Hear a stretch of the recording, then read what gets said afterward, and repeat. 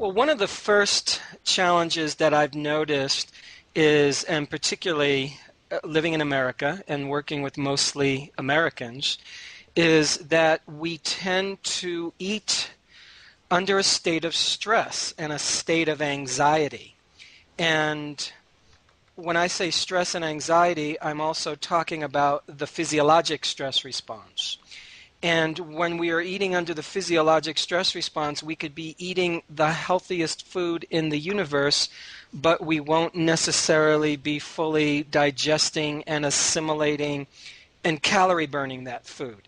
And here's, more specifically what I mean. The physiologic stress response, that's an ancient evolutionary adaptation such that eons ago, when you and I were getting chased by the lion, we developed this brilliant mechanism such that heart rate goes up, blood pressure goes up, blood is shunted away from your midsection, the blood goes to arms, legs, and head for quick fighting or fleeing, and blood's rushing to your head for quick thinking.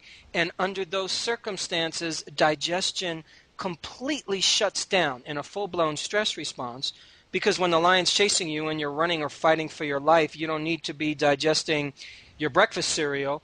All your metabolic energy needs to go into survival. So the point is, classic textbook definition of stress is any real or imagined threat and the body's response to it. So a real or imagined threat. So you don't have to be chased by a lion right now in order for the body to go into a stress response. You could be sitting at home thinking, gee, it's too cold, I'm not good enough, I'm not making enough money, I'm upset with my wife, I'm upset with work. That will throw the body into some degree of stress response. Or the economy is failing. Yeah, just a mild stressor right there. Sure. So, some of some of the metabolic parameters that are going on in the body under a stress response. First of all, nutrient absorption measurably decreases. You have decreased oxygenation to the gut. You have as much as 4 times less blood flow to the digestive system.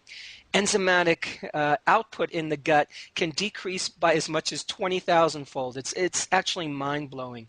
You'll see a lot of nutrient excretion during stress, particularly water-soluble minerals, water-soluble vitamins, particularly macrominerals, microminerals. You'll also see blood cholesterol shoot up. You'll see serum triglycerides shoot up. You'll see gut flora populations go down. You'll see increased sensitivity to food. You will see gastroesophageal reflux, which basically means heartburn. And probably most importantly, under the stress response, 2 hormones particularly increase, and that'll be cortisol and insulin, which tend to track each other. So when cortisol is constantly increased under continued low-level stress response, what we tend to see is inability to lose weight. We see inability to lose body fat. We see inability to build muscle. And with excess cortisol, a lot of people have heard this now, we particularly see weight gain around the midsection. So without stressing you out too much by talking about eating under stress, the bottom line is that under stress, we are putting the body in the opposite condition of where we would like it to be in order to digest and assimilate and calorie burn. You introduce a stressor to someone and then you measure calcium excretion in the urine, it can increase within an hour as much as 60 to 75 milligrams.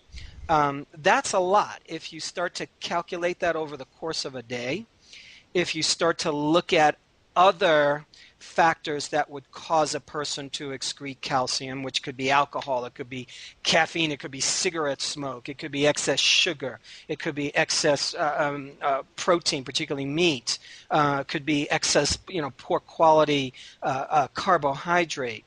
So, again, under stress, you'll see as much as 4 times less blood flow to the gut. That means less metabolism. You're going to see enzymatic output decreasing by 20,000 fold. It's stunning.